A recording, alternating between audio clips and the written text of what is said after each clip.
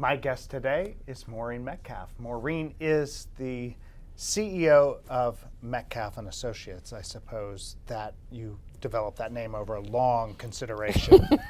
She is the author of more books than I could count, and a speaker, and a consultant, and an expert in transformations and culture, and also you have a radio show on the side. So I think you do more things. So I suppose your business card just runs off of the title in terms of all the things you do. When someone asks me what I do in a bar, it's a or you just need to, make it simple. Something. prison guard. Prison guard. Oh, that's a good answer, and that probably gets the conversation stopped right away and move on. It depends on if they look like they're someone interesting. Okay, good. Well, tell us a little bit about what you do and the work that your firm does. So we really focus on building leaders and their organizations for the future. So if we look at the volume of change that we're facing now and forward, what leaders need to do and how they need to lead really has to change, and organizations need to evolve concurrently with the leaders so that they can continue to meet the challenges that we're facing. That is a great way to put it, and how leadership and culture and all of these things intersect. One of the sub areas that you have gotten some attention for, that I know that you've done some work in, is relevant to vibrancy and vibrant cultures. Talk a little bit about that. So I want to start with our model that looks at leaders, who I am and how I behave. So my insides, my values, my behavior has to be aligned with the organization I lead, so the culture and the systems. And so it is critically important that as I change the culture, I'm also changing the systems and the behaviors of the leaders so that that culture change can accelerate.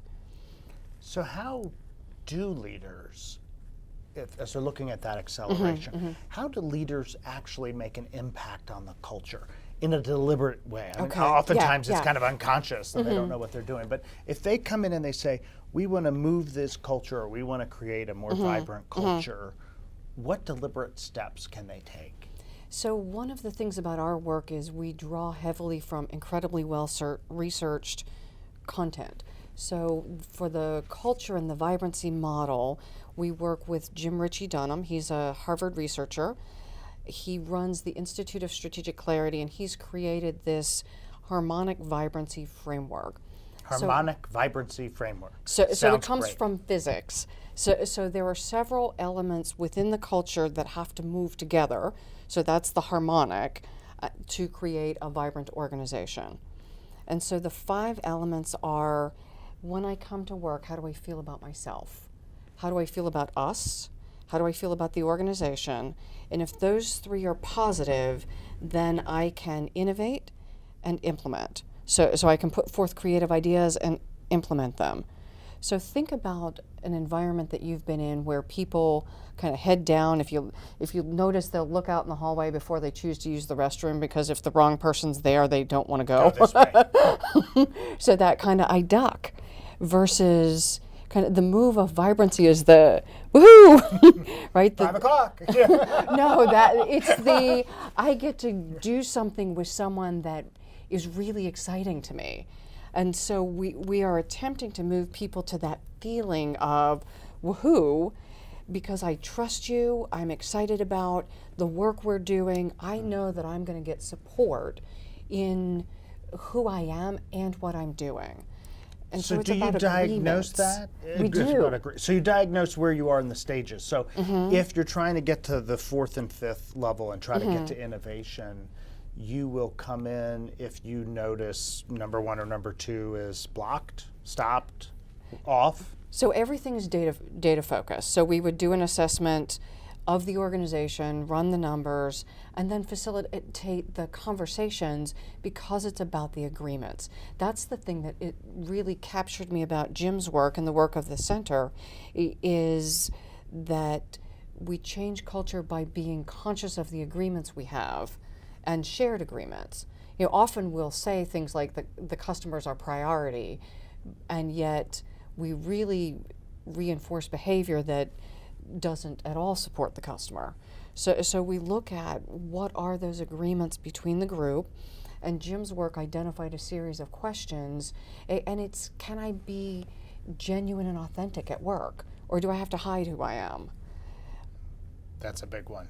Authenticity. Do I, if I see someone make a mistake, do I raise it and support them, or do I tweet it to make them look bad? Is our culture one that I have to elbow people out of the way so I can succeed? Or is it one that we support one another and that collaborative success is really seen as what drives the organization?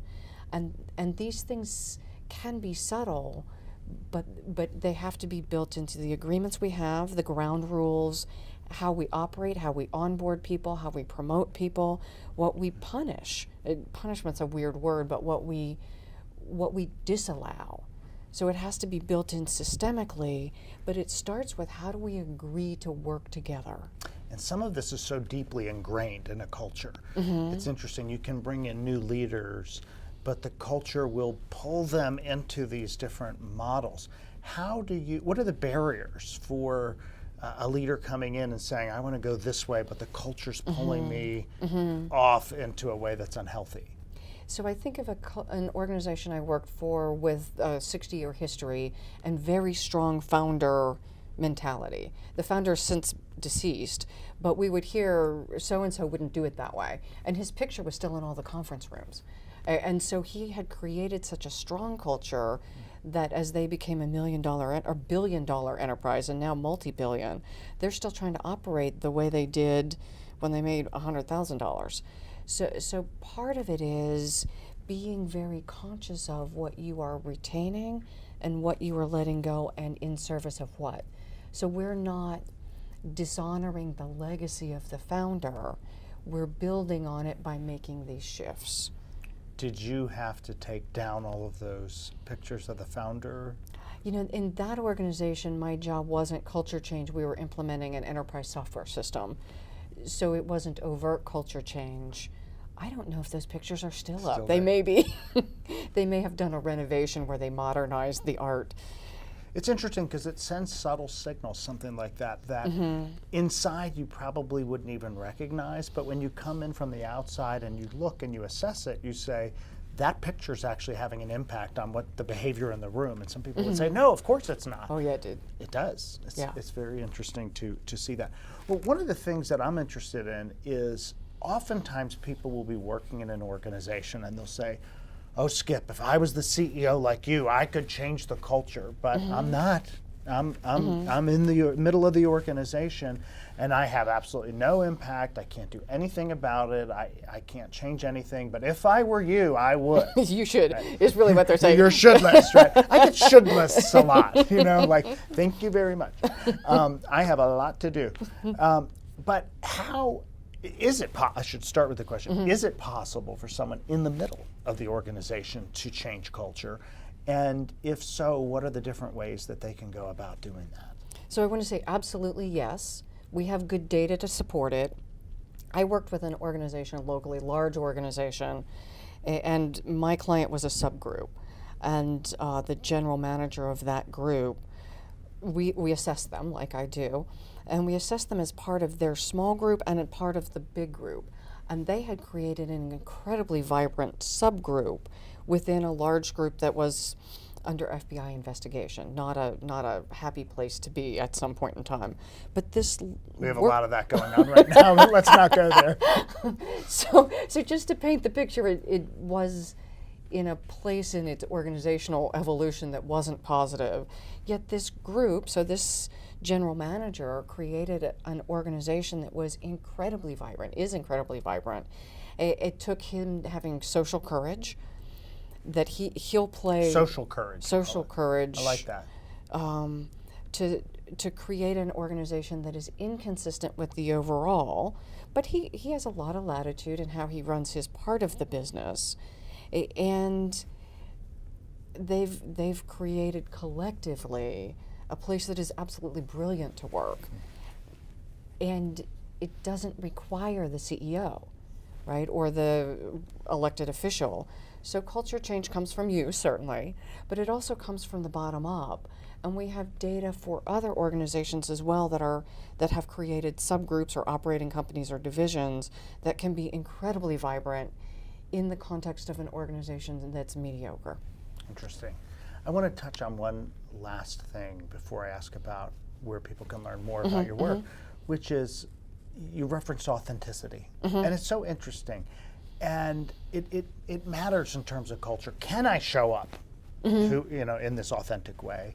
And happiness at work is also probably directly correlated to how authentic I can be at work with who I am. What type of coaching have you had to give people to get there, or cultural evolution to get the place to be where people can be who they are, where they are, instead of dramatically different? And can you be too authentic? Yes. So I will date myself by some of these comments, but I grew up, my work life started in an environment where you go to work to get your work done, you don't have friends at work, you don't share personal stuff. That's in fact stealing from the company because you're on work time being yourself.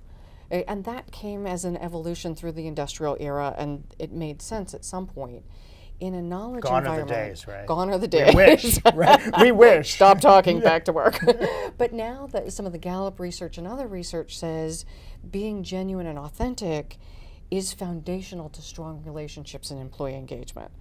So I think it's required, and yet the idea that I should have a best friend at work to some people makes their skin crawl. It does not mean I share personal details that are inappropriate for the workplace. It means I know about my colleagues, we support one another. It's not a knitting circle. It's not discussing what we did in a bar on Friday night. If I wouldn't want my boss to know about it, I might not want to talk about it at work. But it is being authentic enough that I can genuinely look at you and trust you.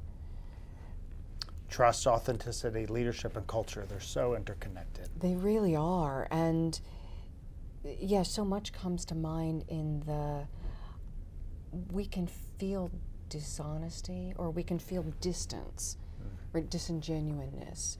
And so really the test of some of this is, when people are with me or when I'm with them, do they feel at ease? So I want to hit one other point, and that's the positivity. We know now about a lot of brain research and how brains operate in relationship to things that make them afraid.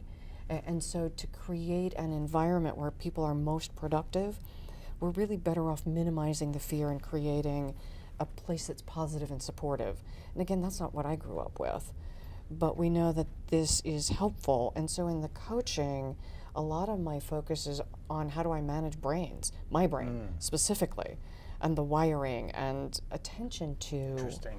And starting with creating a safe space, letting people be authentic. But not airy, fairy, fluffy, right? Don't hear that. People who know me know that's not the case. We're here to do the work and create thriving organizations and happy clients and successful businesses. But we do that through positivity, and we take the appropriate corrective action when necessary. On that note, we will end on the corrective action. We'll end on the positivity. Yes, we'll end on the positivity, not the corrective action. Well, in terms of positivity, how about this? Where can people learn more about your work and about what you're doing in all of these areas? Culture, leadership, consulting, radio show, on and on. So the best is Metcalf, www.metcalf, METCALF, -associates, all spelled out, .com. There's a section on thought leadership, and that drop down has several different categories. There's one for culture of innovation, and I think it says right now culture of innovation, vibrant organizations.